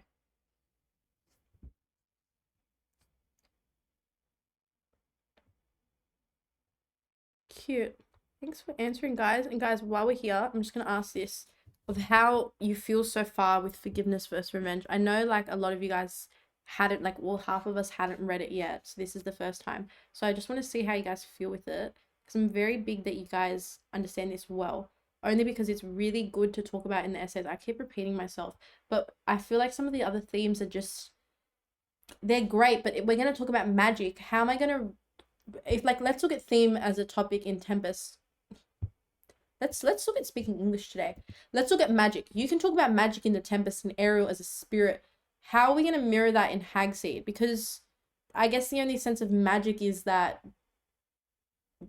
Ghost Miranda is a ghost and she's just a manifestation of his mind. But that's not because of any magical element or any spirit. It's because it's like a direct result of his fixation on revenge and his guilt.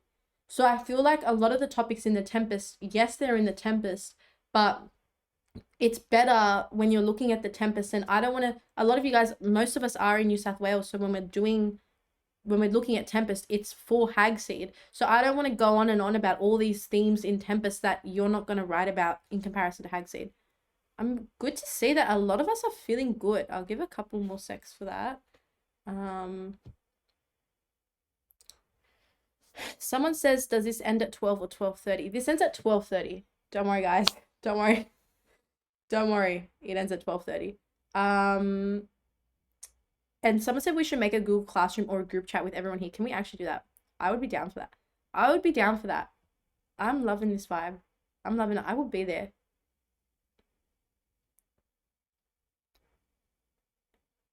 Someone said modern day technology kind of seems magical. It does, and that's definitely something you could tie in. But when you look at it, I just look at it in terms of content and how much you can write in the quotes. So I look at it from a very essay perspective, and my advice is coming from what's going to write you the best essay. I'm not saying revenge and forgiveness. You're not going to get a band 6 unless you write about the themes that I tell you to write about. Soz guys. I'm not going to talk about it in that sense.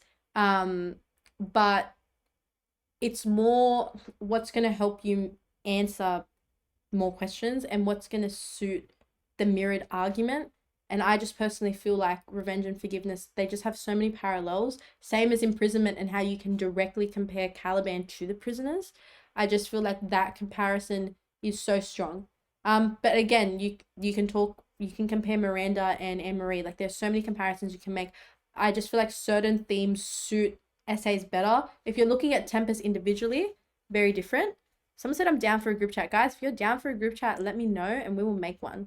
We will literally make one. We're gonna have one, and it'd be good if you guys ever needed to discuss something. Even in my in-person lectures, I've given my email away so that like in my business studies lecture for the HSC students last year, I gave them my email so if they ever wanted to send me any work and I can read over it. So I'm honestly down for a group chat, and we'll just chat, live, laugh, love. It's fine if we use it like every 5 months and you guys want to start using it at HSC. But yeah, I'm down for that. If you guys are down for that, let me know. All right, but thanks for voting on that. Most of us feel pretty good with forgiveness versus revenge, or like even if you're at a 4 and you voted 4, that's good because this has just started. Like you've still got the term ahead where you're going to learn about these values and learn about it beyond a 2.5-hour lecture with a lecturer who doesn't know how to stay on topic. So this is good. This is good. Someone said, do we just talk about one theme with the essay? How many? And then another person said, how many themes should we memorize? And towards this part of the lecture, this is where I want to go more off onto writing essays and what you're going to be doing for the Tempest. Theme-wise, I'd say do 2 to 3. I did 2 only because I like the symmetry and I like how much it helps my essay flow. And now that I'm learning, especially in uni, like how to teach and how they're going to mark essays, I personally would recommend 2 themes the most for module A, only because you're going to have 2 themes, but you have to talk about both themes across 2 texts. So you're going to talk revenge and forgiveness, but you have to talk about that in both texts. And then you're going to talk about another theme, but you have to talk about it in both texts. So you're going to do revenge and forgiveness, but you're going to repeat yourself twice because it's Tempest and Hagseed. And then let's say you do imprisonment like I did, you're going to talk about imprisonment in Tempest and then Hagseed. So altogether, you're going to have 4 references to themes. So I feel like that's why 2 goes well, because you're talking about 2 texts, you got 2 themes, and you can kind of divide it. But then again, you can do 3. I wouldn't go above 3 themes just because I feel like you're already talking about 2 texts and it's so big on the textual conversation. So I feel like if you're doing a lot of themes and you get caught up in how many themes you're talking about, you're going to lose track of the conversation, and it's so easy to do. You have to be so careful in module A that you're balancing both texts, and you never want to, like, they don't really care about the Tempest, or they don't really care about the Hagseed. They actually don't care. They care about the connection and the conversation about the 2. So how Atwood conversates with Shakespeare and how Shakespeare sets the foundation that Atwood is influenced upon. That is consistently what they're asking about. I have never seen a question that is not based on the conversation. It's always going to be about the conversation. It's never going to be about just Tempest or just Hagseed. And if you start going on a tangent and you start only talking about Tempest and you're not linking it back to Hagseed, that's where you're gonna lose marks, because it's a textual conversation. It's not mod B and it's not common mod where it's just on one text. This is two texts, and they're two texts purposefully because they want to see what's similar, what's different. So that's why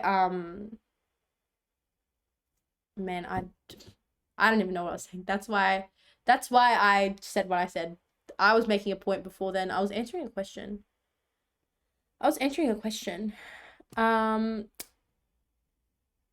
Someone said, if we're interested in tutoring, can I request you? Of course you can. Of course you can, if you'd like to request me. I feel so flattered.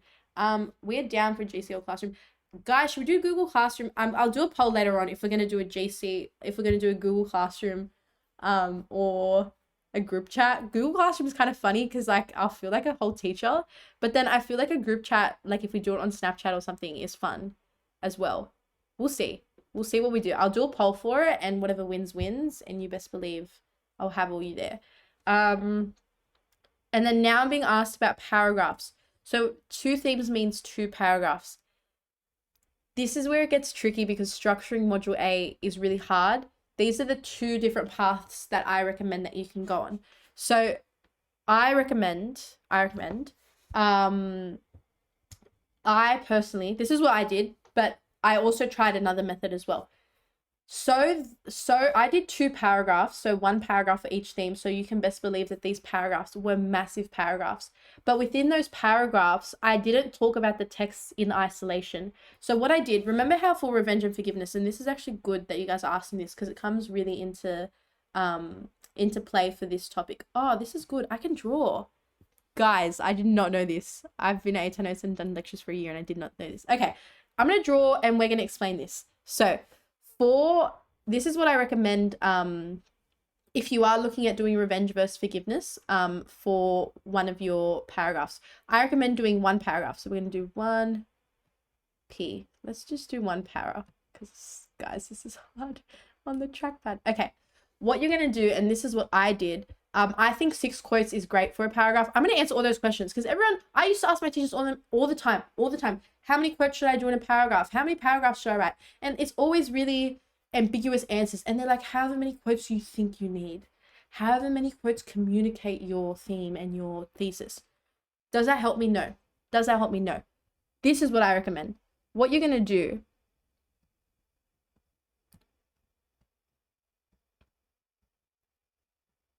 I'm going to explain this, but I need another color, guys.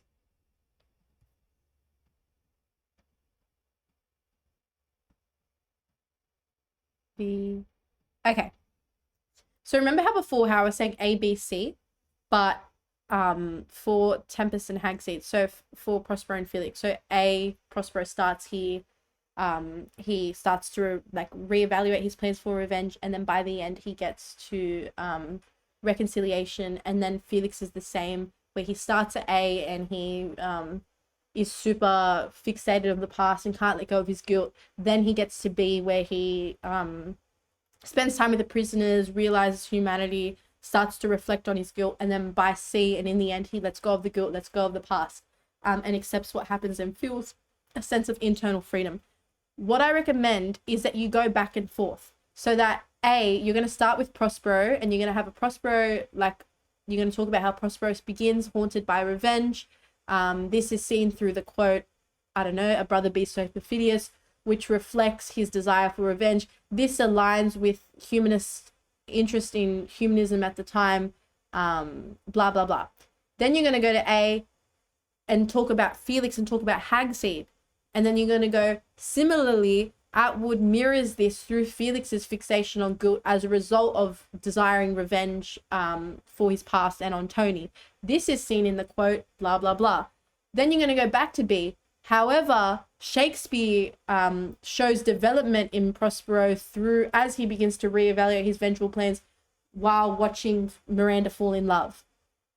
Then you're going to go back to B, but Felix this time, and be Felix 2, or you can say Atwood mirrors this, Atwood transforms this, transfers this. You can use all those different building words.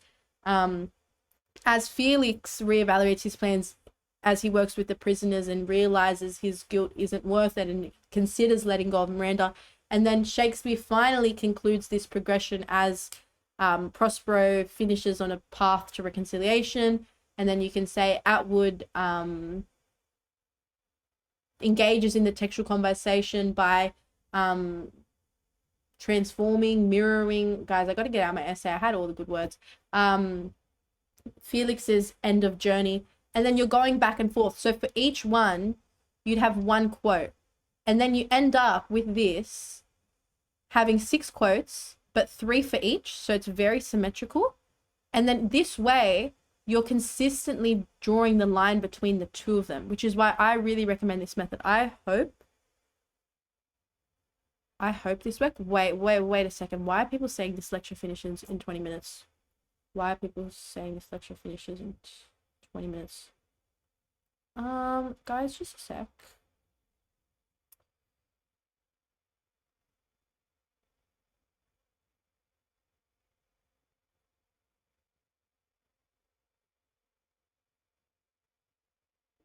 I've been told this ends at 12:30. I've been told this ends at 12:30. I'm not sure why it's saying at 12. I don't know why it's saying it's finished at 12, but I'm very positive that it's finishing at 12:30. So in terms of structure, guys, what you're doing by here, because you're going back and forth, yeah, you bring up the Tempest here, but then you're straight to Hagseed. And yeah, Tempest here, but then straight to Hagseed. This way, they can't mark you down for not having the textual conversation because you're consistently going back and forth between the two texts. And that's very different to, let's say, having one paragraph, but doing, oh, I can't write today,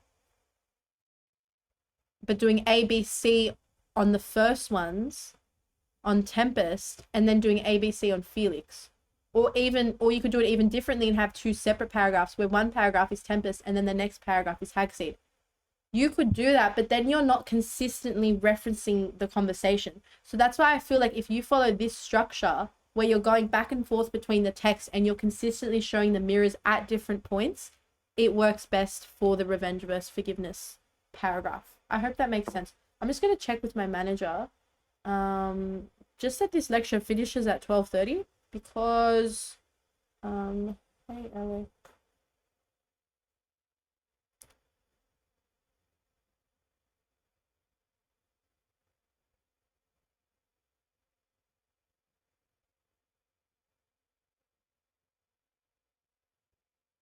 I'm just going to double check that for you guys because I'm very sure that it finishes at 12:30. Oh,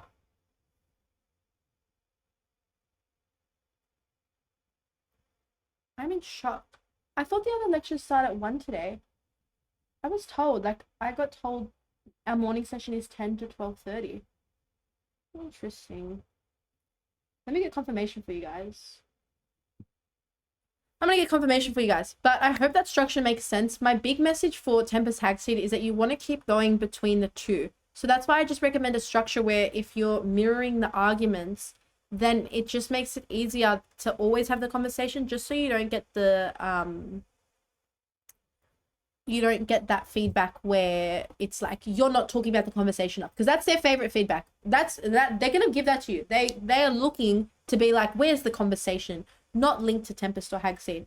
But this is the foolproof way. There is no way that they're going to tell you you're not linking them when you physically have to make a link. Like, you have to make the link when you're going back and forth. So I hope that makes sense. For Mod A, I ended up memorizing, I think, 13 quotes. So I had 6 and then 7 quotes in my next paragraph. And then I could just balance them between the both. It really worked for me. Yeah, so I had 6 quotes in this revenge versus forgiveness paragraph, and then I think I had 7 quotes for imprisonment. So I had 13 altogether. I always say, in terms of quotes, I know everyone's like, how many quotes should I do? I'd say because it's 2 texts for this module, the more quotes, the better. But you do want to balance them across. So do, like, if the max quotes that you can do is 8, do 8. But make sure that you've got 4 and 4 and you're balancing them. I personally think that 5 to 6, any essay you do is always strong. It's always strong because it's enough 5 to 6 quotes. I know it's hard to fit in with timing, but 5 to 6 quotes just helps you show progression and move on. Anyways, I hope that works. I'm still waiting for confirmation.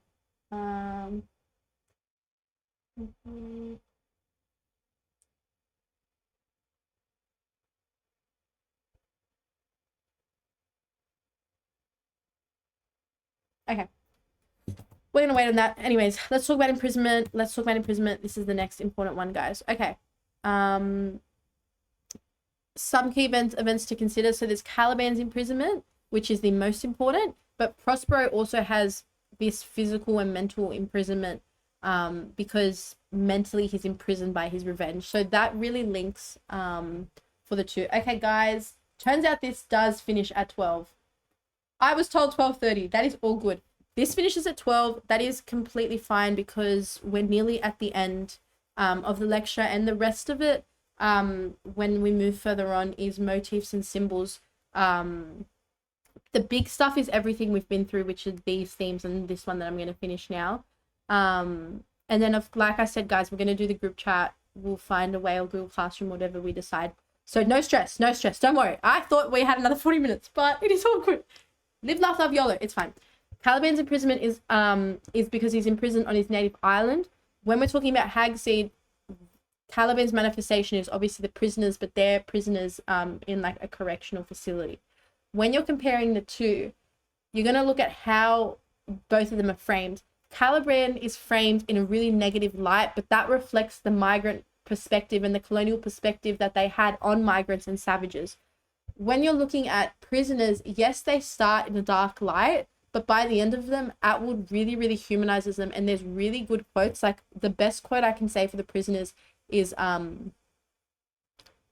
think it's, for once they love themselves, or there's something about the prisoners loving themselves. And that is so far from the stereotype. Like stereotypically, not a lot of us could think that a prisoner could feel proud of themselves or love themselves for like achieving something good. So I feel like you can really show the difference where, because of the context of the time, and this is why context is important, guys. The context of the time meant that Caliban really had no chance at freedom, while the context of now and the context of the 21st century is that we kind of hope and have hope and faith that there is a chance for redemption. And yes, the prisoners by the end of the play, they don't like do the play, hold this great play and leave the prison and walk out and are suddenly forgiven for all their sins and are just great people and all is forgiven. But by the end of the play, they feel proud of themselves. So internally, they're free. The difference between Caliban and the prisoners is that Caliban isn't free either way, internally or externally, because he's allowed to live on the island. Okay, so some people might say externally he's free, but internally he has no sense of freedom. He can stay, but he can't leave. He's just given permission to stay and live on the island. Yay, freedom. But by the end of the prisoners, of course, they don't get to leave prison. They're not actually externally free, but they're internally free. And because they've worked on something and they've developed themselves and they've come to this place of love for themselves when they started in a much darker place. And that shows the power of education, the power of knowledge, the power of education. I love repeating myself, the power of understanding.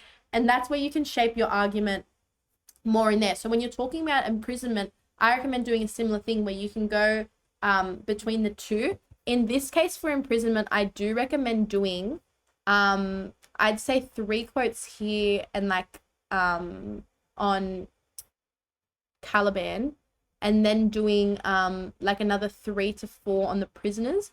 Only because for Caliban, we don't really have this ABC. When we were looking before at Prospero, he's got this progression. But Caliban starts as a prisoner and he still ends as a prisoner. So it's not really like there's any progression for him. But for the prisoners, they start as prisoners, but as they learn and as they go through the education program, and as they like do this play, they start to gain empathy and they start to understand themselves. And they actually feel really bad for Caliban. And then by the end of it, they love themselves. They're really proud of the play and they have this source of internal freedom. So they have an ABC, but Caliban doesn't, because he starts a prisoner and ends a prisoner. So that's why I recommend do 3 quotes on Caliban and show how he starts as a prisoner and ends as a prisoner. What you'll find is there's no real Caliban quote where there's like this great freedom and he's all of a sudden great and free. And then for the prisoners, do 3 to 4 quotes. And then this is in the same paragraph, but don't go A, B, C, don't go A, A, B, B, don't go in between the two for imprisonment, because it's not as mirrored the argument. It's not back and forth and the progression is identical and mirrored and symmetrical like it is for forgiveness and revenge. This time you do the 3 quotes for Caliban and then do 3 quotes for the prisoners, but within that show the prisoners progression. And then you'd make the argument that because of the changing context and because of our chance to fight stereotypical assumptions about prisoners, there is a chance and there is hope and there is the ability for internal freedom. But there wasn't that chance in Caliban's world and in the colonial perspective because of how poorly migrants were looked down upon. So I hope that makes sense. All right, guys, I'm going to quickly, because I don't want to leave this last minute in case some of you guys have to go. I'm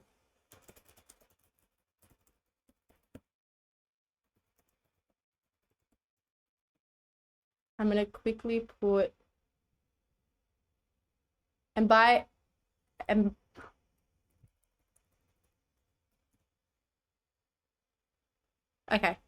going to quickly launch this. Can you guys just let me know if you'd prefer a Google Classroom or a Snapchat group chat? Let me know what you'd prefer. I have not used Google Classroom since I was in year 12, so I'm very interested to see what you guys say. But let me know what you guys are thinking. I don't know which one I'd prefer, because we could just do a Snapchat group chat and everyone could use things. Google Classroom code, so it's easy for everyone to join. This is so true, but how am I going to set that up in the next 10 minutes? Okay, everyone's saying Google Classroom. Well, then maybe we can just do posts. That's so true. Some people won't have some. Okay, let's do Google Classroom. I'm going to do, though, what I'm going to do is...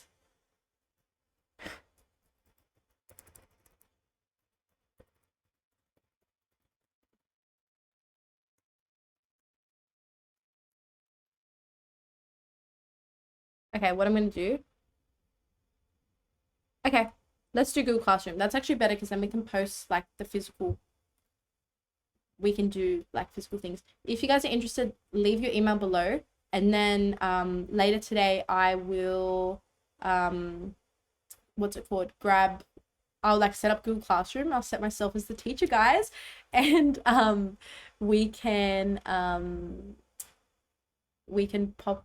can create that and I'll send you guys the code for it so you can join.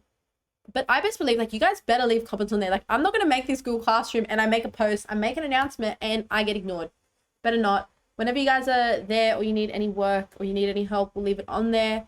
We can do lots of stuff on it. This is so fun. I've never had a lecture like this. I'm live, laugh, loving. Okay, let me see what else is in this lecture. There's also illusion versus reality as a theme because we've got a couple minutes left. Where you'd consider the Tempest created by Ariel, how revenge is plotted, and the relationship between Miranda and Ferdinand. But what I wanted to show you guys within these themes is that a lot of this, like the revenge and then Miranda and Ferdinand, both come into that revenge versus forgiveness paragraph anyways. So what you're going to find in the Tempest is, yes, there's all these themes. And in Hagseed, there's all these themes as well. Like there's all these different ones. But I feel like it's better to bring in these littler concepts into your main argument rather than having a whole paragraph just on illusion versus reality. Only because illusion versus reality, it is great because you can mirror in Hagseed with Felix and how the illusion of Miranda and the reality, but that works better and works really well in revenge versus forgiveness. So everything kind of mirrors each other. Okay, I see us all here. See us all here. And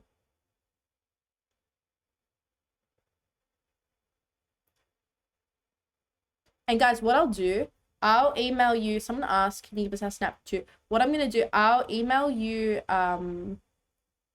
the code, and then if you're interested and you wanted like any personal details, I'll send them.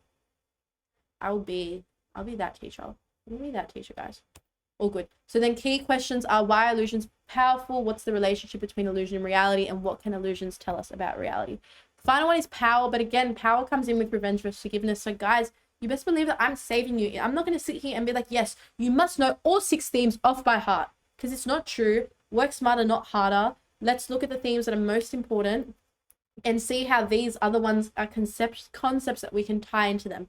So key events to consider are Prospero's fall from power, Antonio's constant desire for power, and Caliban's struggle for power. But all of these three events come within revenge versus forgiveness. And that's literally the root of the desire for revenge. So that's how power can be used conceptually instead. Great. Live, laugh, love.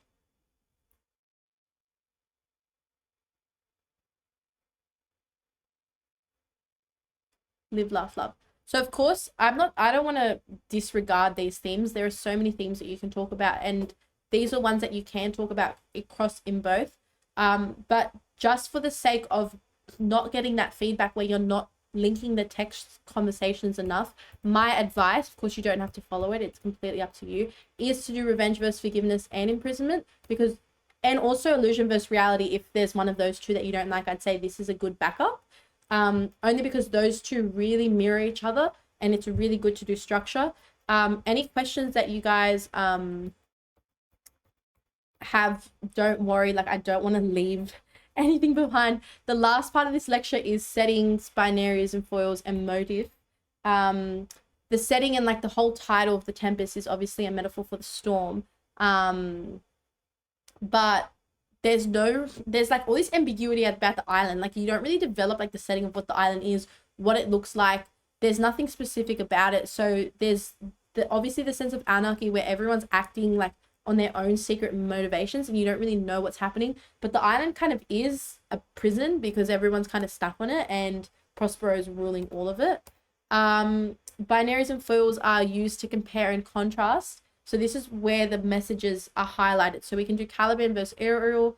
But I'd say for this, it's most important in the context of Tempest Hagseed, where you're directly comparing both. And then these are some of the motifs and the themes in Tempest that you can bring up, I'd say, within your quotes. So magic, musical, lyric, language, performance, and all. But again, guys, we are going to have our group chat. We're going to have our group chat. I'm really sorry. I was told, I'm sorry guys, I was told this ends at 12:30. I thought I had another half an hour, so I had to rush through that last part. But you guys are stuck with me for the next year because you're going to get Google Classroom notifications from me and I will be answering your questions. So I know everyone has that. Someone said on your classroom, can you post some of your past essays? Yeah, guys, I will literally, like, we can drop things in the comments on our Google Classroom page. This is so fun.